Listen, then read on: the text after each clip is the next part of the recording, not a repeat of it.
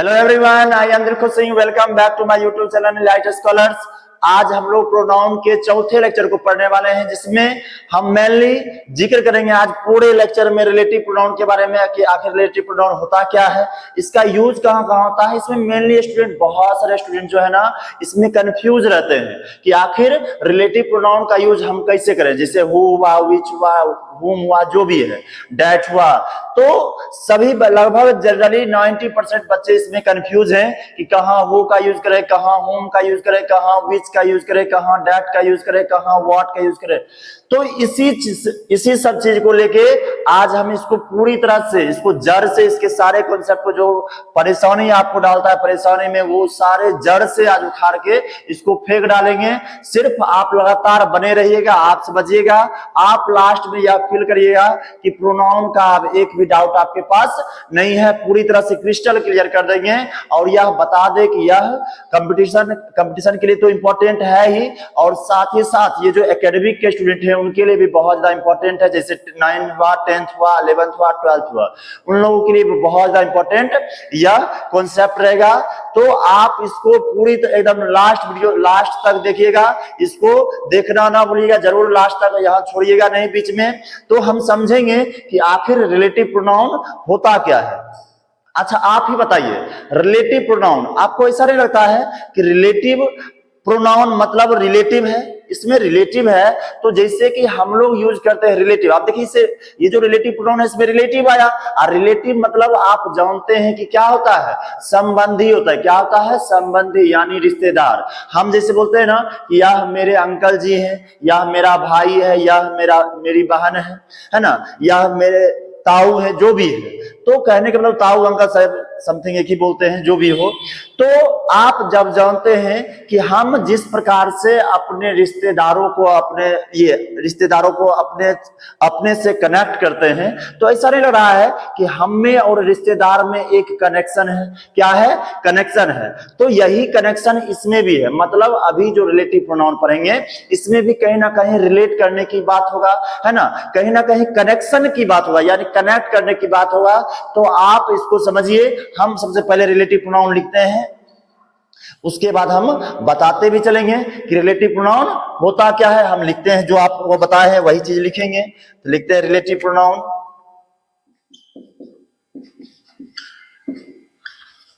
Relative pronoun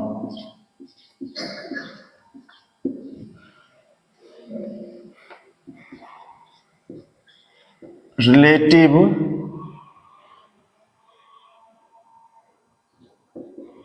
pronoun is a word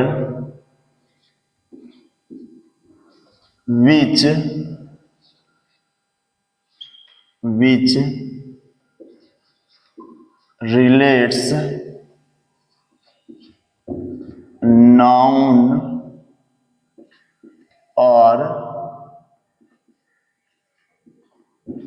pronoun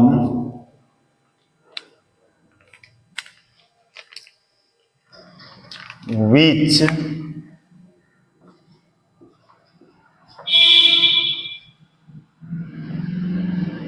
comes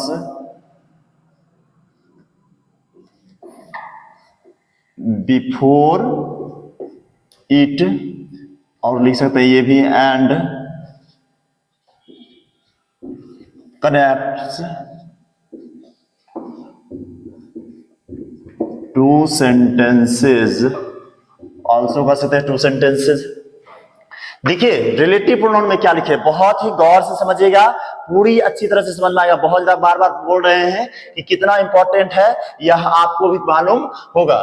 तो relative pronoun लिखे, relative यहां होगा RELATIV, रिलेटिव प्रोनाउन। तो हम लिखे relative pronoun is a word, relative pronoun एक शब्द है, विच रिलेट्स, जो क्या करने का काम करता है, रिलेट करने का काम करता है। किसको? नाउन या फिर प्रोनाउन को। किसको रिलेट करने का काम करता है? या तो नाउन को या फिर प्रोनाउन को। विच कम्स, जो कि मतलब क्या, ये जो विच आया अभी तो पढ़ेंगे ही इसके बारे में, है ना, बहुत सारा कंफ्यूजन होगा, अभी तो दूर करेंगे ही, जड़ से ही उखाड़ के फेंक देंगे।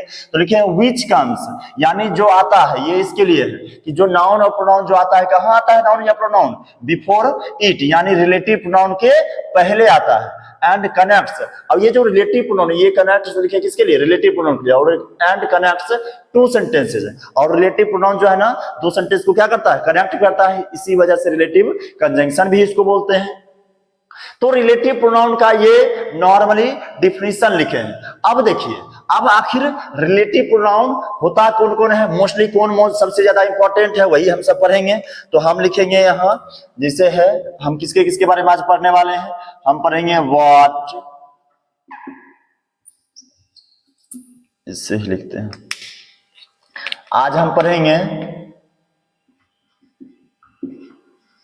व्हाट, हु, विच, डेट, ये सब के बारे में आज क्या करेंगे, हम पढ़ेंगे। अब देखिए, ये जो व्हाट है, हु है, विच है, ये डेट है, तो आखिर इसका यूज कहाँ कहाँ होता है, ये तो हम लोग को मालूम नहीं है ना, बहुत सारे स्टूडेंट को मालूम नहीं है। अब आज हम समझेंगे, आज हम लोग को मालूम हो जाएगा सबको। यानी हम व्हाट का यूज करते हैं कहाँ करते हैं, हु का यूज कहाँ करते हैं, व्हिच का यूज कहाँ करते हैं, डेट का यूज कहाँ करते हैं। लेकिन सबसे पहले, इससे पहले हम एक चीज बात करेंगे।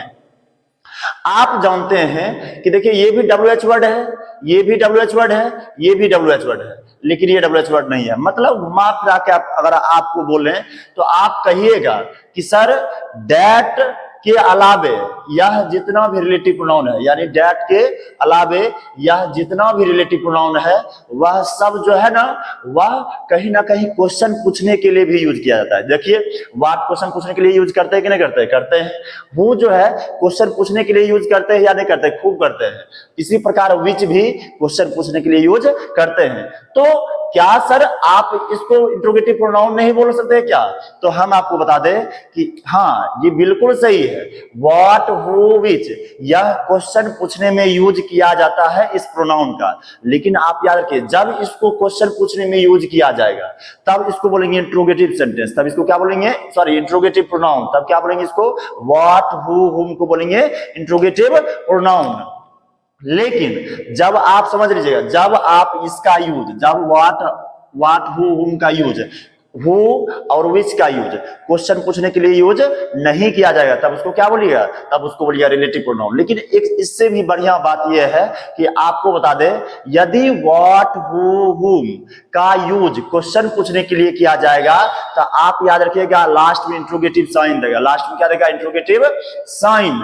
लेकिन अगर व्हाट, हु, विच का यूज यदि क्वेश्चन पूछने के लिए नहीं, बल्कि दो सेंटेंस को रिलेट करने के लिए, दो सेंटेंस को जोड़ने के लिए, दो सेंटेंस में संबंध बताने के लिए अगर किया जाएगा तो इसका, तब इसमें क्या होगा, इस सेंटेंस के लास्ट में फुल स्टॉप आएगा। आपको याद रह जाएगा कि यदि सेंटेंस के लास्ट में क्वेश्चन मार्क आएगा तो समझ जाएंगे कि व्हाट, हु, विच, यह जो है ना, यह इंट्रोगेटिव प्रोनाउन का काम कर रहा है। वहीं यदि सेंटेंस के लास्ट में क्वेश्चन मार्क नहीं आएगा, उसके जगह पर फुल स्टॉप आएगा, तो हम समझ जाएंगे कि व्हाट, हु, विच, ये सब का यूज क्या कर रहा है, किसके लिए यूज हो रहा है, रिलेटिव प्रोनाउन के लिए यूज हो रहा है। तो ये तो आप समझ गए, यहां तो क्लियर हो गया। इसके बाद हम एक एग्जाम्पल लिखते हैं। हम एग्जाम्पल लिखेंगे, बोलेंगे this is the main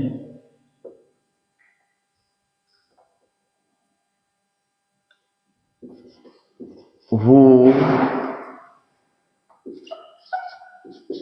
helps the poor. This is the man who helps the poor. अब देखिए, हम लिखे this is the man who helps the poor, यह वही आदमी है, दिस इज द मैन, यह वही आदमी है जो क्या करता है, गरीबों का मदद करता है। लेकिन आपको यहां कंफ्यूजन होगा, यहां क्या होगा, कंफ्यूजन होगा। लेकिन इससे पहले आप यह कहिएगा सर कि हु का यूज क्यों करें, लेकिन सबसे पहले, इससे पहले भी हम एक एग्जाम्पल पहले आपको लिखते हैं। हम लिखेंगे तरुण इज अ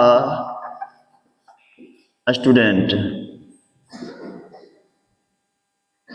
लिखेंगे and he is very laborious. अब देखिए हम लिखे Tarun is a student and he is very laborious, लेकिन क्या आप बताइए इसके जगह पर हम ये लिख सकते हैं क्या? पहले इसको छोड़ दीजिए, उसके बाद पहले इसको समझ लीजिए। हम इसको लिख सकते हैं क्या यहां, तरुण इज द स्टूडेंट, यहां एक जगह पर लिख देता है द,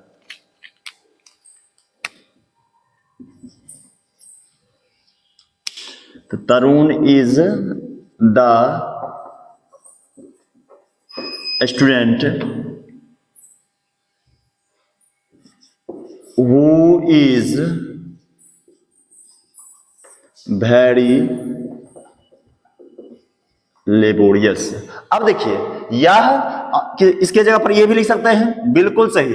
आप ये लिखिए या फिर ये लिखिए, यहां लिखिए तरुण इज द स्टूडेंट, तरुण वही स्टूडेंट है, या फिर तरुण इज, यहां आ भी लिखिएगा तो बहुत बड़ा प्रॉब्लम नहीं होने वाला। अगर लिखिएगा तरुण इज द स्टूडेंट, तरुण एक विद्यार्थी है, यहां अगर मान लीजिए सपोज किसी का स्टूडेंट बना हुआ सर हम ये लिखेंगे, कोई दिक्कत नहीं है। तरुण इज अ स्टूडेंट लिख सकते हैं, तरुण एक विद्यार्थी है, एंड और ही इज वेरी लेबोरियस, वह क्या है? बहुत ही ज्यादा लेबोरियस है, बहुत ज्यादा मेहनती है।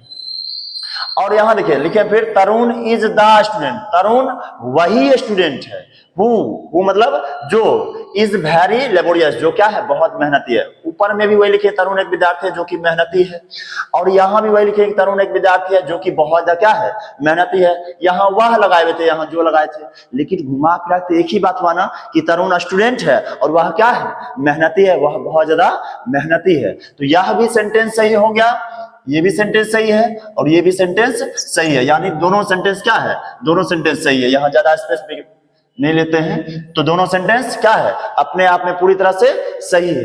अब यदि दोनों सेंटेंस सही है, माफी चाहेंगे अगर स्टूडेंट बोल रहे होंगे, तो दोनों सेंटेंस यदि सही है तो आपसे एक क्वेश्चन आपके दिमाग में तो उठ रहा होगा कि सर आप बताइए कि यहाँ वाट भी था रिलेटिव प्रोनाउन, यहाँ ये हु क्या है? आप ये सर हु का यूज क्यों किए, है ना? तो हम कहेंगे रिलेटिव प्रोनाउन है इसलिए हु का यूज कर लिए रिलेट करने के लिए। तो आप यह जब आप क्वेश्चन पूछ सकते हैं कि सर यहाँ वाट भी था, यहाँ हु भी था, यहाँ विच भी था, तो आपने हु का ही यूज क्यों किया, है ना? तो सबसे पहले ये समझिए, सबसे पहले आप ये समझ लीजिए कि देखिए यहां भी फुल स्टॉप है और यहां भी फुल स्टॉप है, कोई सेंटेंस में परिवर्तन है क्या? नहीं। देखिए यहां भी तरुण इज आ है, यहां सिर्फ दा कर दिया, स्टूडेंट वही है। और देखिए ही इज वेरी लेबोरियस, यहां भी इज वेरी लेबोरियस, लेकिन अंतर क्या हुआ है कि एंड ही की जगह पर क्या कर दिए हम? एंड ही के जगह पर हम कर दिए हु। क्या कर दिए? एंड ही के जगह पर हु। और आप जानते हैं कि एंड जो यहाँ का है यूज हुआ है, एंड होता है कंजंक्शन, एंड क्या होता है? कंजंक्शन। अब देखो यह सेंटेंस और इस सेंटेंस को दोनों को क्या किया है? यह कनेक्ट किया है, यानी कंजंक्शन है, एंड है कंजंक्शन, यानी जोड़ने का काम किया है। अब देखिए ये प्रोनाउन है, आप जानते ही हैं, लेकिन इस दोनों को हटा के और क्या लिख दिया? हु। तो हु लिखा है तो हु, आप सबसे पहले हु लिखा है तो हु तो हम बोल दिए रिलेटिव प्रोनाउन है ना? और साथ ही साथ आप ये भी समझ रहे हो अगर ये कंजंक्शन है तो निश्चित से यह भी कनेक्ट करने का काम करेगा, यानी यह भी कंजंक्शन होगा। लेकिन पहले ये बता दें कि देखिए Tarun is the student who is very laborious, तो बताइए आप कहिएगा, सबसे पहले ये बता देते कंजंक्शन कैसे है। देखिए ये जो हु है, यह हम बताए कि ये जो रिलेटिव प्रोनाउन होता है वह निश्चित रूप से नाउन और प्रोनाउन को रिलेट करने का काम करता है, और नाउन और प्रोनाउन को रिलेट करने का काम तो करता है, और साथ ही साथ ये भी बोले कि नाउन और प्रोनाउन का जो यूज हुआ ना वह रिलेटिव प्रोनाउन से पहले होगा। तो ये देखिए रिलेटिव, यहाँ नाउन या प्रोनाउन का यूज हुआ है ना, यानी स्टूडेंट है, ये नाउन का यूज हुआ है। देखिए रिलेटिव प्रोनाउन ये हुआ, ये यूज हुआ है नाउन का। अब सोचिए सबसे पहले, अब भैया कि सर हम रिलेटिव प्रोनाउन काहे मान लें, तो ये देखिए यहाँ फुल स्टॉप है और WH वर्ड का यूज हुआ है, तो समझ जाइए रिलेटिव प्रोनाउन है। क्यों? क्योंकि ये देखिए, ये जो प्रोनाउन है ना, यह नाउन को रिलेट करने के लिए आती है, रिलेटिव प्रोनाउन हुआ। लेकिन साथ ही साथ ये भी आप समझ रहे होंगे कि सर यह इसको रिलेट किया तो इसको रिलेटिव प्रोनाउन कह दिए, लेकिन ये भी तो बात है कि यहाँ एंड कंजंक्शन का काम था, दो सेंटेंस को जोड़ रहा था, तो निश्चित रूप से यहाँ भी तो दो सेंटेंस जुड़ रहा है। तो दो सेंटेंस जुड़ रहा है तो जोड़ने का काम कौन करता है? कंजंक्शन। यानी इसीलिए रिलेटिव प्रोनाउन को क्या बोलते हैं? Relative conjunction. आर पे दिए हैं यानी रिलेटिव प्रोनाउन, यहां लिख देते हैं रिलेटिव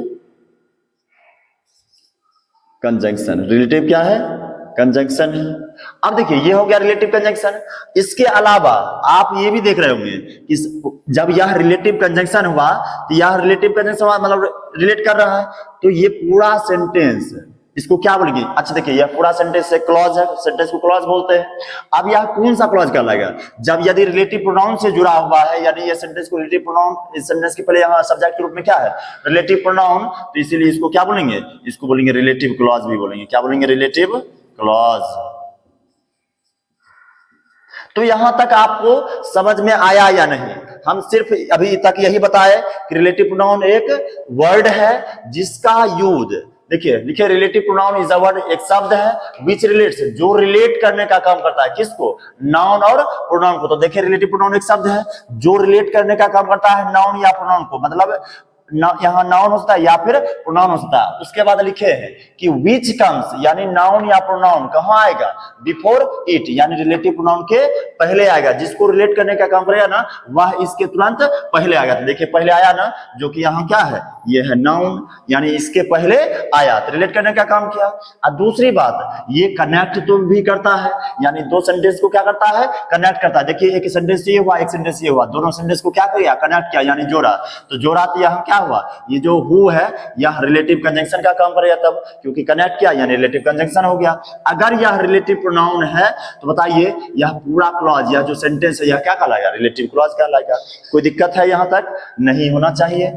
अब देखिए, अब आपके मन में सवाल उठेगा कि सर आप बताइए कि आप यहां हु का यूज कर लिए, हम समझ के रिलेटिव प्रोनाउन है, लेकिन आप हु के जगह पर तो व्हाट भी यूज कर सकते सर, हु के जगह पर आप विच भी यूज कर सकते थे, लेकिन सिर्फ आपने हु ही क्यों यूज किया, डैट क्यों नहीं किया? तो आपको बता दें कि हाँ, यह सही है कि रिलेटिव प्रोनाउन जो है ना, वह निश्चित रूप से रिलेट करने का काम करता है नाउन या प्रोनाउन को, लेकिन अलग अलग रिलेटिव प्रोनाउन अलग अलग नाउन या प्रोनाउन को क्या करता है? रिलेट करता है। मतलब सब रिलेटिव प्रोनाउन सभी नाउन को नहीं रिलेट कर सकता है। मतलब अलग अलग नाउन, अगर यहाँ नाउन दूसरे टाइप का रहेगा, सपोज दैट लिविंग बीइंग्स रहेगा तो उसके लिए अलग किया जाएगा, नॉन लिविंग थिंग्स रहेगा उसके लिए अलग, एनिमल के लिए अलग। घुमा फिरा के बात ये हुआ कि अलग अलग नाउन के लिए अलग अलग रिलेटिव प्रोनाउन का यूज किया जाता है। नाउन या प्रोनाउन दोनों बात बोले वही है कि अलग अलग नाउन या प्रोनाउन के लिए अलग अलग रिलेटिव प्रोनाउन का यूज किया जाता है। तो अब हम समझेंगे कि आखिर अलग अलग नाउन के लिए अलग अलग इसके एंटीसीडेंट के लिए, इसको क्या बोलते हैं? इसको याद रखिएगा, इसको बोलते हैं एंटीसीडेंट। इसको क्या बोलिएगा? एंटीसीडेंट। यहां लिख देते हैं, इसको बोलते हैं एंटीसीडेंट। एंटीसीडेंट मतलब पहले आने वाला। तो अलग अलग एंटीसीडेंट के लिए अलग अलग क्या किया जाता है? रिलेटिव प्रोनाउन का यूज किया जाता है, इसको याद रखना है। अब कौन रिलेटिव प्रोनाउन किस एंटीसीडेंट के लिए यूज किया जाता है वह हम बारी बारी से समझेंगे। सबसे पहले हु का ही समझ लेते हैं। अब देखिए, समझना स्टार्ट करते हैं हु का। तो आपको बताएं हम कि ये जो हु है, ये जो हु है ना, यह किसके लिए आता है? यह आता है ह्यूमन बीइंग्स के लिए। किसके लिए आता है? ह्यूमन बीइंग्स के लिए। यानी हु का यूज केवल ह्यूमन बीइंग्स के लिए ही होता है, मानव जाति के लिए हु का यूज होता है। अब देखिए, हु को ना, हु का भी अलग अलग पार्ट है।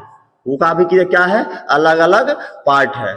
हम हु को सबसे पहले यहां कैटेगराइज करते हैं, बढ़िया से समझते जाइएगा आप लोग सब। देखिए, यहां हु जो है ना, हु तो है ही, और साथ साथ हु का क्या होता है? ऑब्जेक्टिव केस, हुम होता है। तो बताइए, हुम भी किसका पार्ट है?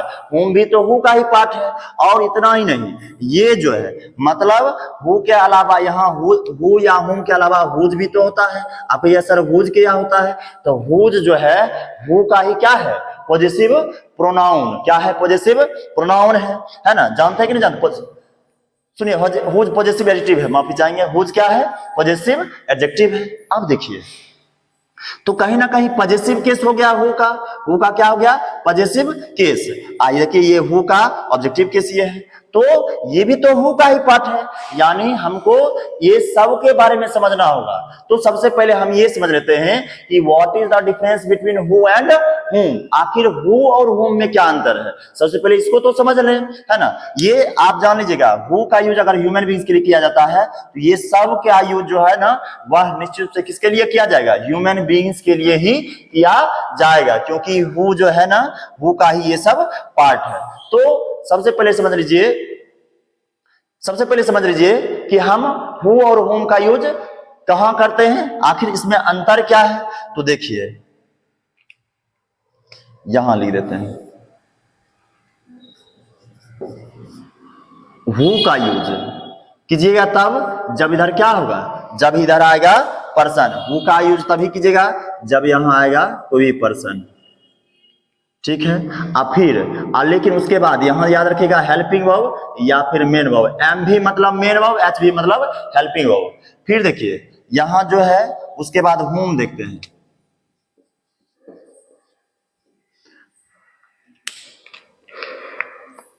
हुम का यूज करते हैं भी पर्सन के लिए ही, और इधर याद रखना क्या होगा?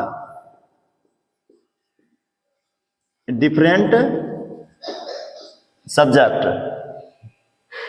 अब याद रखिए, इसके अलावा ये जो हु या हुम है ना, हु या हुम,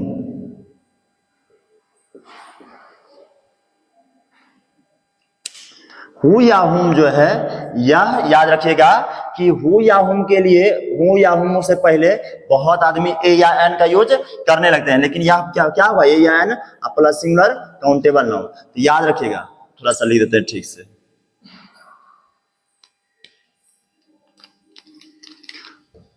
हु या हुम के पहले क्या किया जाता है कि ए या फिर an plus singular countable noun का यूज कर लिया जाता है। एस सी एन देते हैं, S C N singular countable noun. तो आप याद रखिएगा कि यहां ए या एन नहीं करेंगे, यहां क्या किसका यूज करेंगे? यहां दा का यूज करेंगे, यहां दा का यूज करेंगे। किसका यूज करेंगे? दा का यूज करेंगे। आप याद रखिए कि ये जो है ना, ए या एन मतलब हु या हुम का यूज करेंगे, उससे हु या हुम से पहले ए या एन का यूज नहीं करेंगे। किसका यूज करेंगे? हम दा का यूज करेंगे। किसका यूज करेंगे? दा का यूज करेंगे। और उसके बाद सिंगुलर काउंटेबल नाउन होना चाहिए, मतलब हु या हुम से पहले दा का यूज करेंगे, उसके बाद सिंगुलर काउंटेबल नाउन होगा। अब देखिए, अब इसके बाद हम आगे समझाते हैं। इसको लिख लीजिएगा, यह नोट्स तैयार कर लीजिएगा, नोट्स में लिख दीजिएगा इसको, बहुत ही जरूरी चीज है यह। अब देखिए हम क्या लिखे यहां कि यदि हु का यूज भी पर्सन के लिए करते हैं, हुम का यूज भी क्या करते हैं? पर्सन के लिए करते हैं, लेकिन अंतर क्या है? अंतर यह है कि हु का यूज पर्सन के लिए करेंगे, लेकिन उसके बाद देखेंगे यहां कि यदि हेल्पिंग वर्ब है, हेल्पिंग वर्ब या मेन वर्ब है, तब हम हु का यूज करेंगे। यदि हेल्पिंग वर्ब और मेन वर्ब नहीं रहेगा, यानी इसके अलावा कोई दूसरा सब्जेक्ट रहेगा, तो हम किसका यूज कर लेंगे? हम हुम का यूज करेंगे, ना कि हु का यूज करेंगे। यानी आप याद रखिए कि हु का यूज अगर जहां करेंगे, अगर जहां सपोज यहां अगर डैश है, फिल करना हो यहां, तो हम देखेंगे इससे पहले देखेंगे यदि पर्सन है, और उसके बाद देखेंगे यदि हेल्पिंग वर्ब और मेन वर्ब है, तो हम समझेंगे, हम जान लेंगे यदि यहाँ पर्सन है, पर्सन के लिए तो हु का यूज करते हैं या फिर हुम का यूज करते हैं। तो पर्सन है तो हु या हुम का यूज करेंगे, लेकिन इधर देखेंगे हेल्पिंग वर्ब या मेन वर्ब है, यानी वर्ब का यूज किया गया है, तब यहाँ हु का कर देंगे, तब किसका यूज करेंगे? हु का। लेकिन जब देखेंगे इधर पर्सन है, लेकिन इधर वर्ब का यूज नहीं किया गया है, यहाँ किसका यूज किया गया है? यहाँ कोई दूसरा सब्जेक्ट का यूज किया गया है। एसयूवी मतलब सब्जेक्ट, तो कोई दूसरा सब्जेक्ट का यूज किया जाएगा, मतलब आई, वी, यू, ही, सी, कुछ भी, तो समझ जाइएगा कि हम हुम का यूज करेंगे। और तीसरा बात लिखे हैं कि हु या हुम का यूज कीजिएगा तो उससे पहले याद रखिएगा ए या एन का यूज नहीं करते हैं। हु या हुम से पहले ए या एन का यूज नहीं करते हैं। हम लोग किसका यूज करते हैं? हम लोग दा का यूज करते हैं, और सिंगुलर काउंटेबल नाउन होता है। अब हम कुछ एग्जाम्पल लिखेंगे और साथ साथ आप मन बताते भी रहिएगा और सीखते भी रहिएगा। हम एग्जाम्पल लिखते हैं पहले।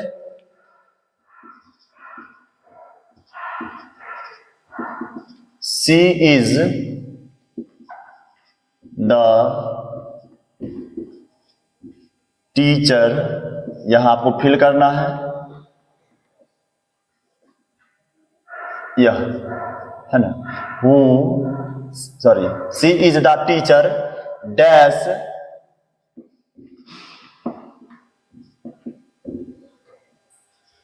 Inspires her students. हम लिखे she is the teacher dash inspires her students, उसके अलावा उसके बाद लिखते हैं, हम लिखेंगे उसके बाद the teacher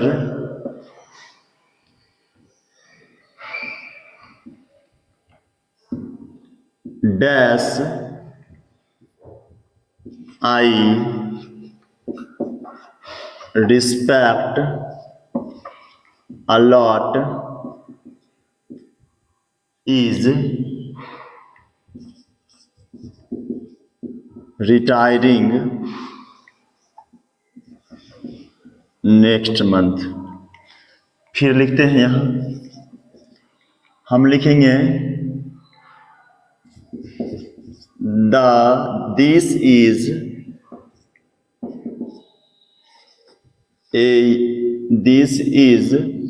a person dash he trusted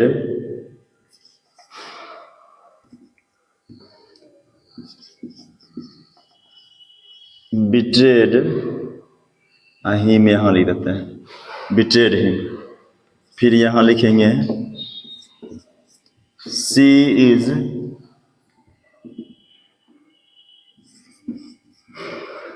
doctor,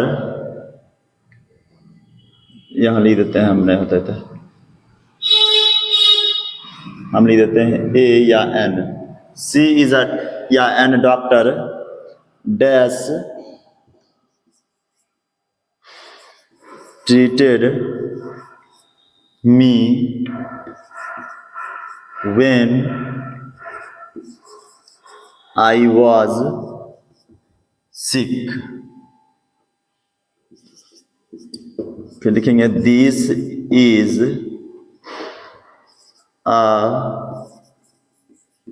artist dash painted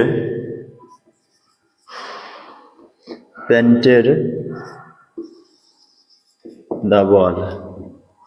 हम फिर लिखेंगे सी इज, चलिए लिख देते हैं, she is the person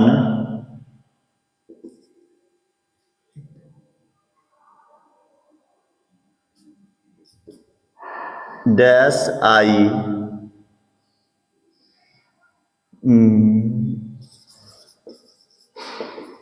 admire the most. अब आप इसका जवाब दीजिए, आपको हु या हुन का यूज करना है, और यदि हु या हुन का यूज नहीं करना हो तो भी बताइएगा।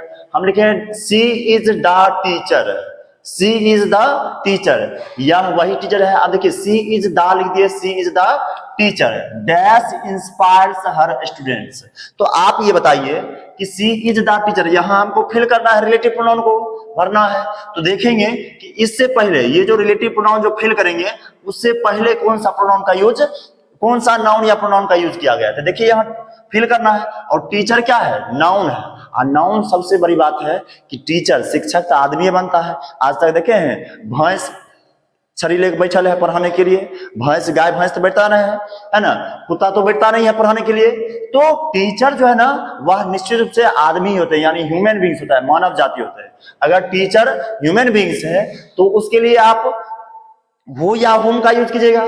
तब आपको समझना होगा कि कहाँ हु का यूज करेंगे और कहाँ हुम का यूज करेंगे। तो देखिए हम हुज का यूज तो बताएंगे कि हुज का यूज अधिकार के लिए हुआ, तो यहाँ हुज की बात नहीं होगी। तो आप समझिए हु या हुम का यूज करेंगे, तो हु या हुम का यूज करेंगे, या समझेंगे कैसे कि किसका यूज करें। तो देखिए हु का यूज करेंगे जब इसके बगल में पर्सन हो, पर्सन तो है लेकिन इसके बगल में अगर हेल्पिंग और मेन वर्ब होगा तब हु का यूज करेंगे। या लेकिन अगर डिफरेंट सब्जेक्ट होगा क्या होगा, हुम का यूज करेंगे। लेकिन देखिए यहाँ इंस्पायर, आपको ऐसा नहीं रहा है कि इंस्पायर करना मतलब वह जो या वह वही टीचर है जो इंस्पायर करते हैं अपने स्टूडेंट को, तो निश्चित से इंस्पायर लगता है कि ये वर्ब है। इंस्पायर क्या है, वर्ब है। और यदि वर्ब रहेगा तो इसके बगल में इसमें कौन सा प्रोनाउन करेंगे, यूज करेंगे, रिलेटिव प्रोनाउन का। हम हु का यूज करेंगे, हु रिलेटिव प्रोनाउन का यूज करेंगे। तो लिख दीजिए, लिखेंगे यहाँ हु, कोई दिक्कत नहीं है। फिर लिखा है the teacher dash I respect, the teacher dash I respect a lot is retiring next month. मतलब ऐसे टीचर जिनको मैं बहुत ज्यादा रिस्पेक्ट करता था, रिस्पेक्ट करता हूं, है ना, वह क्या हो रहे हैं, वह नेक्स्ट मंथ रिटायर करेंगे। तो देखो लिखा है कि द टीचर डैश, टीचर है तो आदमी है यानी हु या हु का यूज तो करेंगे। लेकिन देखिए उसके आगे क्या है, उसके आगे है डिफरेंट सब्जेक्ट। देखिए आई वर्ब तो है नहीं, इसके बाद तो यही आएगा, इसके बाद आई आया है। आई बताइए वर्ब है क्या, नहीं है। तो आई निश्चित से डिफरेंट सब्जेक्ट, कोई दूसरा सब्जेक्ट है। देखिए दूसरा सब्जेक्ट है कि नहीं है, यहाँ दूसरा आई रिस्पेक्ट, ये सब्जेक्ट हो, दूसरा सब्जेक्ट कोई हुआ। तो ये जो सब्जेक्ट आया तो निश्चित से समझ गए कि हम कौन सा वर्ब का यूज करेंगे, कौन सा प्रोनाउन का यूज करेंगे, हम होम यानी रिलेटिव प्रोनाउन होम का यूज करेंगे, यानी हु का ऑब्जेक्टिव केस। अब ऐसे भी आप समझ सकते हैं, देखिए हमको एक सब्जेक्ट के लिए एक वर्ब चाहिए और दो सब्जेक्ट के लिए दो वर्ब चाहिए। तो देखिए अब यहां द टीचर है, द टीचर ये सब्जेक्ट हुआ, ये बहुत ज्यादा इंपॉर्टेंट है। हम तो ये तो नॉर्मली ये सबको समझ में आ जाएगा, ये तो आसान है। लेकिन आप अगर बहुत ज्यादा थोड़ा सा सहज रूप से बैठ के समझिएगा तो समझ में आ जाएगा। थोड़ा सा ध्यान गौर कीजिएगा क्या हम बोलना चाह रहे हैं। लिखिए ना द टीचर, द टीचर। अच्छा बताइए द टीचर एक सब्जेक्ट हुआ, द टीचर क्या हुआ, यह एक सब्जेक्ट हुआ यानी S1 हुआ, फर्स्ट सब्जेक्ट हुआ। अब फिर आई क्या हुआ, यह दूसरा सब्जेक्ट हुआ, S2 हुआ। तो अगर दो सब्जेक्ट है तो दो वर्ब चाहिए, दो सब्जेक्ट है तो कितना चाहिए वर्ब, दो। तो देखिए सबसे पहले, और यहां अगर हु होगा तो हु तीसरा सब्जेक्ट आ जाएगा, लेकिन अभी हु का यूज किया, या छोड़िए अब सोचिए कि कुछ नहीं यूज किया है। तो सोचिए पहला सब्जेक्ट के लिए वर्ब कहां है, तो पहला सब्जेक्ट के लिए देखिए the teacher is retiring, retire कौन करे, टीचर। टीचर के लिए वर्ब कहां आया है, यहां वर्ब है ना, इसलिए आपको दिमाग लगाना पड़ेगा। जैसे देखिए आई सब्जेक्ट है और इसके लिए वर्ब कहां है, यहां है। तो रिस्पेक्ट क्या है, वर्ब है। तो ये तो V2 है, यानी V2 मतलब हम ये नहीं करें रिस्पेक्टेड है, यहाँ दूसरा वर्ब है, यहाँ क्या है दूसरा वर्ब। इस सब्जेक्ट के लिए ये वर्ब हो गया। और टीचर के लिए तो वर्ब चाहिए, टीचर के लिए कौन सा वर्ब है, इज। टीचर के लिए कौन सा वर्ब है, इज। तो दो सब्जेक्ट था, दो वर्ब आ गया। लेकिन अगर आप सोचिए कि यहाँ हु करेंगे तो हु करेंगे तो तीसरा सब्जेक्ट आ जाएगा। अब हु की जगह अगर तीसरा सब्जेक्ट आ जाएगा तो बताइए तीसरा वर्ब भी आना चाहिए, लेकिन तीसरा वर्ब कहीं है, कहीं भी वर्ब देखिए है। कहिएगा कि सर रिटायरिंग, रिटायरिंग किसके लिए आया है, इज एमआर के लिए, टीचर के लिए। तो तीसरा वर्ब नहीं आएगा, इसका मतलब निश्चित रूप से यहाँ सब्जेक्ट का यूज नहीं करेंगे। यहाँ किसका यूज करेंगे, यहाँ ऑब्जेक्ट का यूज करेंगे। यहाँ क्या लिखेंगे, तब यहाँ लिखेंगे हुम, क्या यूज करेंगे, हुम। तब तो जानते हैं सब्जेक्ट वर्ब ऑब्जेक्ट होता है तो उसमें कोई दिक्कत नहीं है। लेकिन जैसे ही हु करेंगे हमको अलग से एक वर्ब चाहिए। फिर देखिए यहां गौर से समझिएगा, है ना, नहीं अगर समझ में आया तो 2 से 3 बार पढ़िएगा। फिर देखिए लिखा हुआ है दिस इज अ पर्सन। अच्छा बताइए दिस इज अ पर्सन, अभी ही पढ़े हैं कि this is person a person. यहां हम निश्चित से लग रहा है कि दो सेंटेंस है, लास्ट में क्या है, फुल स्टॉप है। अगर फुल स्टॉप है तो हमको रिलेटिव प्रोनाउन का यूज करना होगा। अगर रिलेटिव प्रोनाउन का यूज करेंगे तो आप जान रहे हैं कि रिलेटिव प्रोनाउन के पहले यानी हु या हुम के पहले हम ए या एन का यूज नहीं करते हैं, हम किसका यूज करते हैं, दा का। तो बताइए यहाँ दिस इज अ पर्सन होगा क्या, तो यही पहला गलत हो गया। पहला क्या लिखेंगे यहाँ, दिस इज द पर्सन। तो दिस इज द पर्सन मतलब यह वही पर्सन है। दा का ही यूज होता है पता है, दा कोई भी चीज को स्पेसिफिक बनाने के लिए, खास बनाने के लिए। अब जैसे बोले ना कि दिस इज अ पर्सन मतलब हुआ एक व्यक्ति है, लेकिन कहेंगे दिस इज द पर्सन, मतलब हुआ यह वही व्यक्ति है, मतलब समझ में आ गया कि खास व्यक्ति है, यह वही व्यक्ति है, यानी क्या है, खास व्यक्ति है। तो दिस इज द पर्सन। अब देखिए यहाँ कौन सा वर्ब का यूज कीजिएगा, तो आपको कौन सा प्रोनाउन का यूज कीजिएगा, हु का या हुम का। आपको नहीं लग रहा ऐसा कि सर यहाँ पर्सन है तो आदमी है, आदमी है तो हु या हुम का यूज करेंगे। लेकिन सर यहाँ देखिए ये जो है ना, इससे पहले देखे तो आदमी था, बात बन गया। लेकिन इसके बाद देखे तो यह आया ही, क्या आया, ही। समझ गए कि डिफरेंट सब्जेक्ट है। कौन सा सब्जेक्ट है, डिफरेंट, दूसरा कोई सब्जेक्ट हो गया। यहाँ हमको इतना ही समझना है कि अगर जो जिसको फिल करना है उसके बाद देखना है कि अगर वर्ब आया क्या, जिसको फिल करना है उसके बाद देखना है कि वर्ब आया क्या। यदि वर्ब आया होगा तब हम करेंगे हु का यूज, अब वर्ब नहीं आया तो दूसरा सब्जेक्ट आया तब हम किसका यूज करेंगे, हम करेंगे हुम का यूज। तो यहाँ भी क्या होगा, हुम होगा। और दूसरी बात अगर वैसे रिलेट करने के लिए बताएं तो देखिए कहाँ गया, हाँ, हम जैसे लिखेंगे दिस इज द पर्सन, तो देखिए दिस सब्जेक्ट ले लिए तो इसके लिए इज आया, एक वर्ब हो गया, एक सब्जेक्ट एक वर्ब हुआ। अब फिर देखिए ये ही सब्जेक्ट है, इसके लिए ये वर्ब आया, तो दो सब्जेक्ट दो वर्ब, सेंटेंस कंप्लीट। लेकिन तीसरा सब्जेक्ट अगर हु लिखिएगा तो बात गड़बड़ा जाएगा। तो देखिए वैसे भी समझ में आ गया होगा, है ना। फिर लिखिए, देखिए सी इज या an doctor dash treated me when I was sick. अब देखिए यहां से फुल स्टॉप है, यानी फुल स्टॉप है और दो सेंटेंस को हमको जोड़ना है। तो दो सेंटेंस को जोड़ना है तो हम रिलेटिव प्रोनाउन का यूज करेंगे। अगर रिलेटिव प्रोनाउन का यूज करेंगे तो ए या एन नहीं आएगा, तब क्या आएगा, द।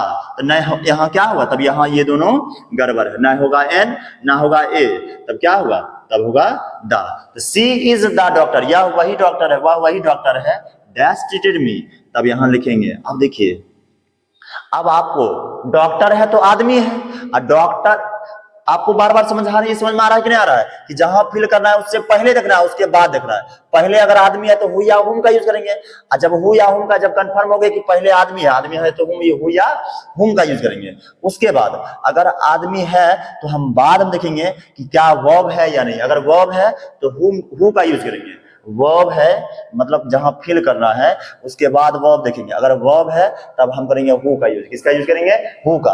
और वर्ब नहीं रहेगा तब हम किसका यूज करेंगे, हम करेंगे हुम का। लेकिन बताइए यहाँ वर्ब है कि नहीं है वर्ब ट्रीटेड, तो हम करेंगे यहाँ हु का यूज करेंगे। किसका यूज करेंगे, हु का यूज करेंगे। फिर देखिए लिखा हुआ है दिस इज आ आर्टिस्ट, पहली बात आ तो होगा नहीं, अगर आर्टिस्ट में लगाए तो एन आर्टिस्ट होगा। लेकिन दूसरी बात देखिए हमको यहां तक पता है आपको कि ना आ करेंगे ना एन करेंगे, क्यों, क्योंकि this is the artist dash painted the wall. अब देखिए दो सेंटेंस को कनेक्ट करेंगे, है ना, तो यहां क्या करेंगे, दिस इज द आर्टिस्ट, यह वही आर्टिस्ट है। क्या करेंगे अब, आर्टिस्ट है तो आदमी है तो हु या हुम का यूज करेंगे। लेकिन यहाँ क्या है, यहाँ कौन सा वर्ब है, यहाँ वर्ब का यूज किया गया है, वर्ब का यूज किया गया, क्या लिखेंगे, हु, क्या लिखेंगे, हु। तो देखिए अब अच्छा आप ये भी कहिएगा कि सर हुम में तो हुम में समझा दिए, दूसरा तरीका भी, इसमें भी दूसरा तरीका समझाइए ना, हम बताते हैं। देखिए दिस के लिए इज आया है, दिस इज आया, ठीक है, तो इसके लिए ये सब्जेक्ट, ये वर्ब खत्म, कौन खत्म। अब दूसरी बात देखिए, फिर यहाँ हु, अगर डब्ल्यू एच वर्ड ले लिए, हु ले लिए, तो हु लिए तो यहाँ एज अ सब्जेक्ट लीजिएगा, क्योंकि हु क्या होता है आप याद रखिएगा, आप याद रख लीजिएगा, नोट में लिख लीजिए, यही लिखवा देते हैं। यहाँ आपको याद ही रखना है ये जो हु होता है ना, हु और हुम, हु काम करता है सब्जेक्ट का, हु काम किसका करता है, सब्जेक्ट का, और हुम जो है ना यह ऑब्जेक्ट का काम करता है, यह किसका ये काम करता है, ऑब्जेक्ट का। तो बताइए यहां अगर हु लिखेंगे तो हु काम क्या, सब्जेक्ट का, तो इसके लिए चाहिए वर्ब, तो वर्ब कहाँ है, देखिए यहाँ है, तो सब्जेक्ट प्लस वर्ब, एक सेंटेंस हो गया, सब्जेक्ट प्लस वर्ब दो सेंटेंस हो गया, देखिए बात बन गया। उसके अलावा कहीं सब्जेक्ट कहीं वर्ब आया नहीं है, कहीं असर द वॉल, तो देखिए ये सब्जेक्ट हुआ, ये वर्ब हुआ, ये क्या हुआ, object. Who painted what the wall, आ गया ना आंसर। तो आप समझ रहे होंगे। लेकिन अगर सोचिए आप ही, अगर यहाँ होम कीजिएगा तो होम तरह जाएगा ऑब्जेक्ट, अगर होम यहाँ ऑब्जेक्ट होगा तो आप ही बताइए कि अगर होम ऑब्जेक्ट हो गया तो हमको तो सब्जेक्ट चाहिए, इसके लिए ये वर्ब बैठल है कि हमारा भाई सब्जेक्ट चाहिए, हमारा सब्जेक्ट नहीं रहेगा तो हम गुस्सा जाएंगे, हम रूठ जाएंगे, जैसे शादी में फूफा करते हैं, फूफा जी करते हैं ना, रूठते हैं कि नहीं रूठते हैं, इसी प्रकार यह भी फूफा जी हो जाएंगे, है ना। आज फूफा जी जैसे ही बनेंगे बस ये रूठ जाएंगे, है ना। तो आपको याद रखना है कि यहाँ आपको हर हमेशा हु का यूज करना है यदि वर्ब रुके रहे। अगर यहाँ हु का जैसे हु का यूज नहीं कीजिएगा तब यहाँ ये क्या हो जाएंगे, ये जो फूफा जी हैं यह नाराज हो जाएंगे, क्योंकि यह शादी वाले फूफा जी हैं, है ना। इसके लिए यह बोलते हैं कि हमारा बात चलेगा, है ना। अगर हम वर्ब हैं तो हम मेरे लिए सब्जेक्ट चाहिए, और नहीं दोगे तो हम नाराज हो जाएंगे, यानी फूफा जी को नाराज नहीं होने देना है। तो इसके लिए ध्यान रखिएगा। तो यहाँ किसका यूज करेंगे, हम हु का यूज करेंगे। फिर देखिए लिखे हैं she is the person, she is the person dash I admire the most. तो सी इज द पर्सन लिखे हैं, वह वही व्यक्ति है डैश। तो देखिए पर्सन से पूरी तरह से क्लियर है कि हम हु या हुम का यूज करेंगे, लेकिन यहां दा भी है वो भी सही है। और यहां दूसरा सब्जेक्ट है, यहां क्या है देखिए डैश से पहले देखिए पर्सन है, आदमी हो गया, बात खत्म। हमको दो ही चीज इसमें देखना होता है कि फील जहां करना है उससे पहले देखेंगे आदमी है बस, तो हु या हुम का यूज करेंगे। उसके बाद देखेंगे अगर वर्ब है तो हु का यूज करेंगे, वर्ब नहीं है तो हुम का यूज करेंगे। तो देखिए यहाँ दूसरा सब्जेक्ट है, यहाँ क्या करेंगे, हुम का यूज करेंगे। आप कहिएगा सर फिर से दूसरा टाइप बताइए, दूसरा तरीका क्या है। तो देखिए सी सब्जेक्ट हो गया, सब्जेक्ट के लिए कहा कि हमको वर्ब चाहिए, कहेंगे लो वर्ब ले लो, सब्जेक्ट के लिए वर्ब मिल गया। अब फिर देखिए ये तो सब्जेक्ट है नहीं। अब फिर देखिए अब ये ऑब्जेक्ट ही हो गया, लेकिन फिर यहाँ आया सब्जेक्ट, तो ये सब्जेक्ट है तो ये कहता है हमको वर्ब चाहिए, तो इसके लिए कहेंगे ले लो, एडमायर क्या है वर्ब। तो हो गया एक सब्जेक्ट एक वर्ब, एक सब्जेक्ट एक वर्ब, दो सब्जेक्ट दो वर्ब, दो सेंटेंस हो गया, बात खत्म। तो हम लोग अभी सब हम क्या पढ़े हैं, हु या हुम के बीच डिफरेंस को समझे। आखिर हु या हुम के बीच डिफरेंस क्या होता है पूरी तरह से हम समझ चुके हैं। अब इसमें प्रॉब्लम दोनों नहीं आएगा उम्मीद करते हैं, लेकिन फिर भी कोई अगर डाउट रहा तो आप कमेंट में जरूर जो करना होगा, जो डाउट होगा आप कमेंट कर दीजिएगा, हम उसको देखेंगे और उससे फिर जवाब देंगे, यहाँ बताएंगे। लेकिन आप इसको पूरी तरह से पूरा वीडियो देखिए। अब इसके बाद हम आगे चलेंगे, पढ़ेंगे, ठीक है। अब हम विच का यूज पढ़ेंगे कि आखिर विच का यूज कहाँ होता है। तो आप जान लीजिए कि विच का यूज हम ऑब्जेक्ट या फिर एनिमल के लिए करते हैं। तो हम सबसे पहले लिखते हैं, एग्जाम्पल भी देंगे, आपको समझाते चलेंगे हम क्या क्या समझ रहे हैं। पहले हम पढ़ाए किसके बारे में, तो हम पहले पढ़े हु के बारे में, जिसमें हम हुम के बारे में भी जिक्र किए। अब हम विच के बारे में पढ़ेंगे कि विच कहाँ यूज होता है। तो याद रखिएगा ये जो विच है ना, यह ऑब्जेक्ट या फिर एनिमल के लिए यूज करते हैं, ऑब्जेक्ट या फिर एनिमल, यानी विच के एंटीसीडेंट में क्या रहेगा, ऑब्जेक्ट या फिर एनिमल। हम आपको बताए थे कि अलग अलग एंटीसीडेंट के लिए अलग अलग ये प्रोनाउन का यूज करते हैं, यहां करेंगे विच।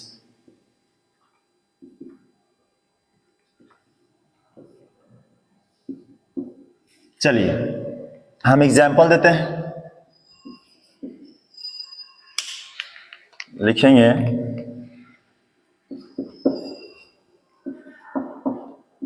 द बुक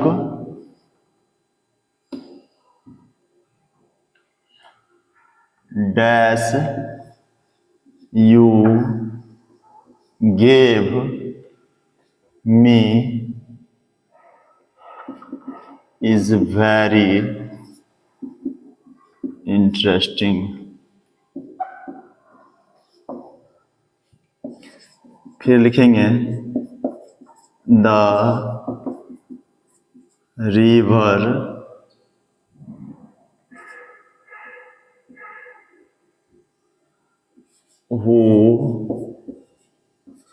हुम या फिर which flows through this city is very clean। हम बोलेंगे this is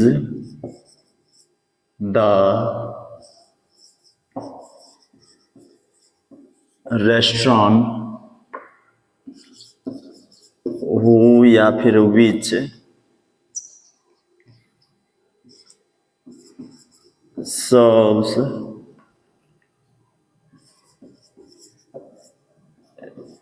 delicious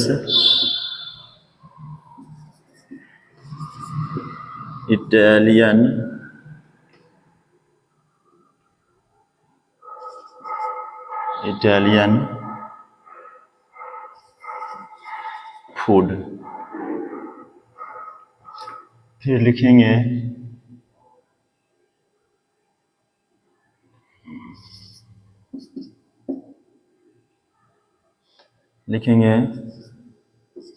I bought a car dash is very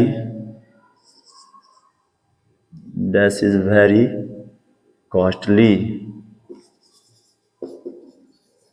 चलिए हम हु या हूं का यूज पढ़ रहे हैं, उसके बाद विच का यूज पढ़ रहे हैं। विच के यूज में हम सबसे पहले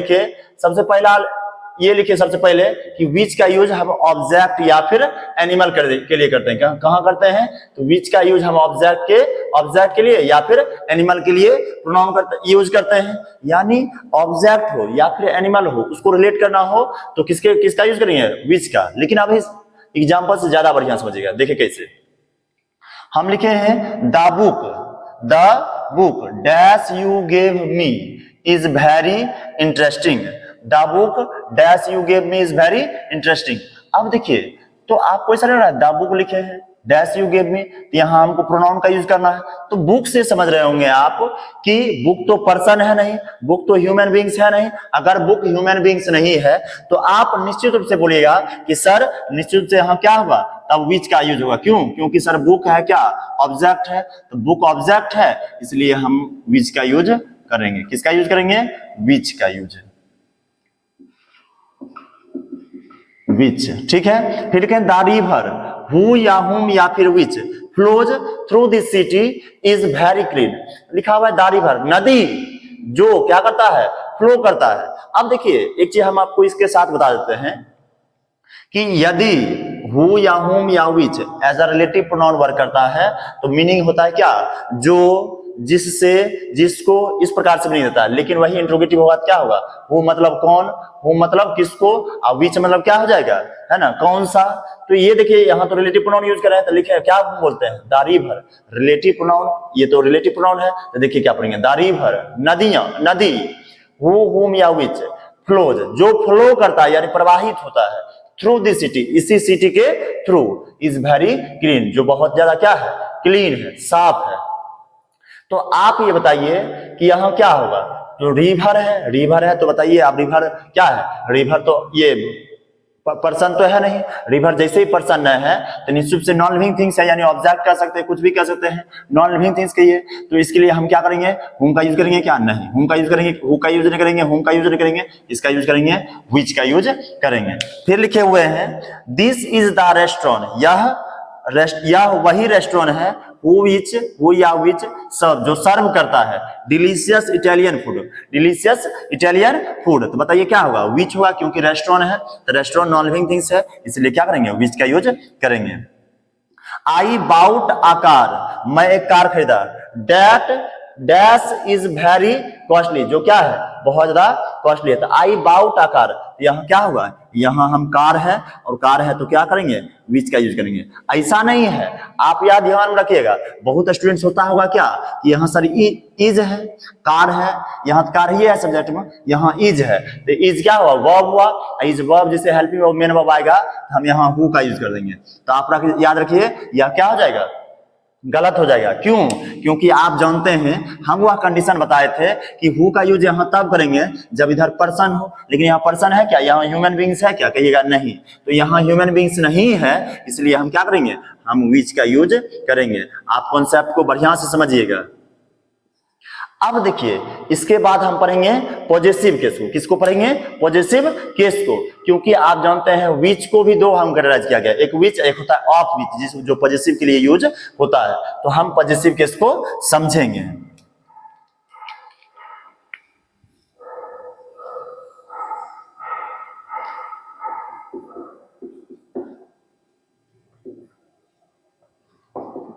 पॉजेसिव केस।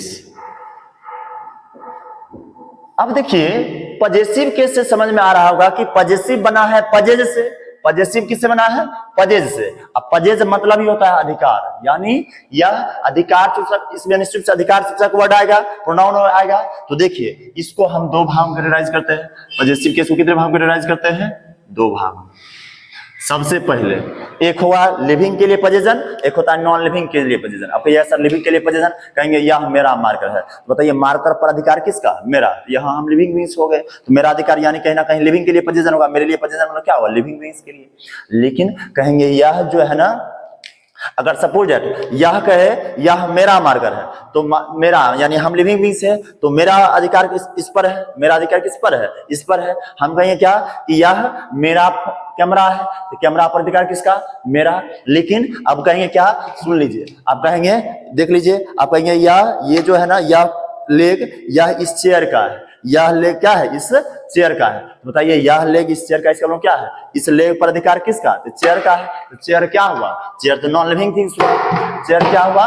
तो चेयर हुआ non living things. Chair non living things हुआ, तो उसके लिए भी देखो पजेजन बोले ना कि वह जो लेग है ना, वह चेयर का लेग है। यानी देख लीजिए नॉन लिविंग के लिए भी पजेजन होता है। कहेंगे यह जो कैप है ना, यह किसका है? यह इस मार्कर का है। हम कहेंगे सपोज दैट, आप देख लीजिए, अगर इसमें यह लगा देंगे, कहीं अरे रे रे, यह जो ये जो रेड कैप है ना, यह किसका है? यह रेड मार्कर का है, यानी यह इसका है। तो बताइए तब रेड कैप पर अधिकार किसका? इसका है। समझ में आ गया ना? तो नॉन लिविंग थिंग्स का भी पजेजन होता है। तो देखिए दोनों कंडीशन में हम लिखेंगे, एक लिखेंगे लिविंग के लिए, एक लिखेंगे नॉन लिविंग के लिए। तो याद रखिएगा लिविंग के लिए अगर पजेजन बताना हो तो आप कीजिएगा, यहां यही लिख देते नहीं होता है, लिखेंगे हुज प्लस पजेजन, हुज प्लस पजेजन। और नॉन लिविंग के लिए पजेजन को बताना हो तब लिखेंगे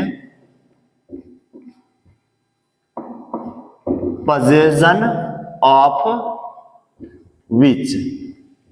देखिए लिविंग के लिए पजेजन को बताना हो तो लिखेंगे हुज प्लस पजेजन, मतलब हुज आप पजेजन, जो पजेजन की बात होगा, जिसमें अधिकार की बात होगी, जैसे बोलते हैं ना हुज पेन, उसका आप कलम। तो देखिए हुज समझ में आया कि नहीं आया? तो हुज लगाएंगे और जो अधिकार सूचक, अधिकार जिस पर अधिकार जताया जाएगा उसको यहाँ लिखेंगे। फिर लिखे नॉन लिविंग के लिए, तो लिखे पजेजन प्लस ऑफ प्लस विच। याद कीजिए जैसे हम लोग ना, जैसे पढ़ते थे एपोस्ट्रोफ, ये पजेसिव केस में यहां भी पढ़ते थे, लिखते थे ना कि राम का भाई, तो लिखते थे राम्स ब्रदर, राम्स ब्रदर। अब देखिए राम्स में एपोस्ट्रोफ लगाते थे, लेकिन वही बोलेंगे चेयर्स लेग, चेयर्स लेग। तो बताइए ये सही होगा क्या? यह गलत हो जाएगा। क्या बोलेंगे इसकी जगह पर? इसका अधिकार बताना होता है तो हम बोले थे लेग ऑफ चेयर बोलते थे ना, तो पजेजन को पहले लिखते थे और उसके बाद ऑफ लगाते थे, उसके बाद फिर चेयर लिखते थे। इसी प्रकार यहाँ लिखेंगे, पहले पजेजन लिखेंगे, फिर ऑफ लिखेंगे और फिर विच लिखेंगे। यहां तक कोई दिक्कत नहीं हुआ होगा, इसको मिटा देते हैं।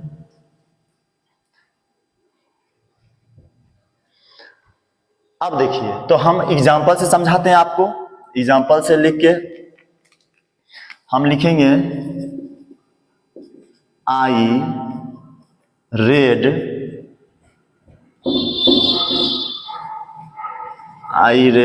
एन आर्टिकल, फिर लिखेंगे यहां डैश दे देंगे, वॉज वेरी, अन्यथा हम इसमें आंसर दे देते हैं, तो आप कंफ्यूज हो जाएगा। आई read an article which content was very informative। फिर लिखे हैं सी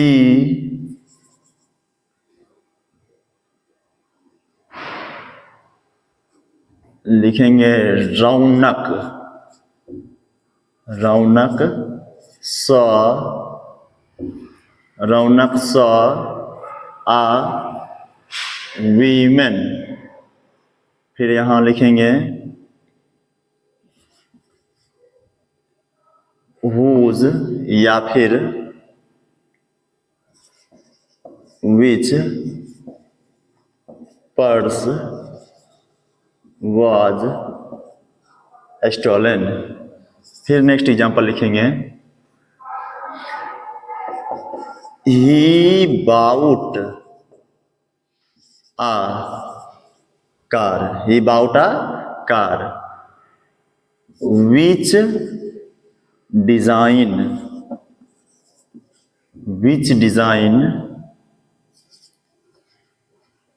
was very modern। फिर आगे लिखेंगे, Ritu has a friend. Ritu has a friend whose, या फिर लिखेंगे यहां whose brother, या फिर brother of which is in army।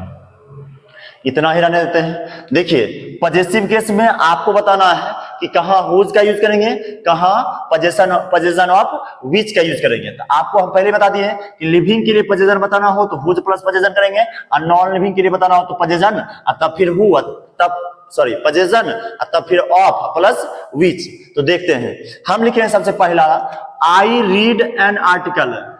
Red लिखे, आई रेड एन आर्टिकल, यह V2 है, यह क्या है, सेकेंड फॉर्म ऑफ वर्ब। तो I read an article which content was very informative. तो मैंने एक आर्टिकल को पढ़ा जिसका कंटेंट, तो बताइए ये कंटेंट पर अधिकार किसका, इसका, तो जिसका कंटेंट, तो कंटेंट पर अधिकार ये आर्टिकल का, यानी कहीं ना कहीं यह जो कंटेंट है, यह किसकी बात बोल रहा है, यह आर्टिकल का जो कंटेंट है, यानी कंटेंट पर अधिकार किसका, आर्टिकल का। तो आर्टिकल का कंटेंट है। बताइए आर्टिकल आदमी है क्या, आर्टिकल लिविंग बींग्स है क्या, नहीं है ना, लिविंग बींग्स है ही नहीं, यह नॉन लिविंग बींग्स है, नॉन लिविंग थिंग्स है। अब बताइए अगर नॉन लिविंग थिंग्स है तो हम विच कंटेंट कह पाएंगे क्या, तब नहीं कह पाएंगे, तब क्या कर रहे हैं, तब यह गलत हो जाएगा। तब क्या बोलेंगे, तब यह देखिए हम लिखेंगे यहां कंटेंट ऑफ विच, क्या लिखेंगे, कंटेंट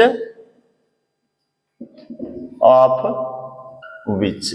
ये समझ में आया। हम लिखे हुए थे पहले I read N article which content, लेकिन विच का यूज करेंगे क्या, कहा कि आर्टिकल। देखिए आर्टिकल नॉन लिविंग थिंग्स है, और नॉन लिविंग थिंग्स है हम उसके लिए पहले पजेशन लिखेंगे। तो आर्टिकल का क्या था, पजेशन, कंटेंट था, तो कंटेंट और फिर ऑफ और फिर क्या किसका यूज किए, विच का यूज किए, वाज वेरी इंफॉर्मेटिव। फिर देखिए आगे, रौनक सॉ अ वीमेन, रौनक एक वीमेन को देखी, whose या फिर which पर्स वाज स्टोलन। तो बताइए यहाँ whose पर्स होगा या फिर which पर्स होगा। तो आपको नहीं लग रहा है, पहली बात which पर्स कहां से आएगा। दूसरी बात देखिए, रौनक सॉ अ वीमेन, रौनक एक औरत को देखी, तो कहीं ना कहीं ऐसा लग रहा होगा इसके बाद कि जिसका पर्स चोरी कर लिया गया। तो बताइए जिसका पर्स यानी जिसका, कोई आदमी एक पर्स था। अब देखिए कुत्ता पर्स टर्म का चलता है क्या, कुत्ता पर्स टर्म का चलेगा नहीं।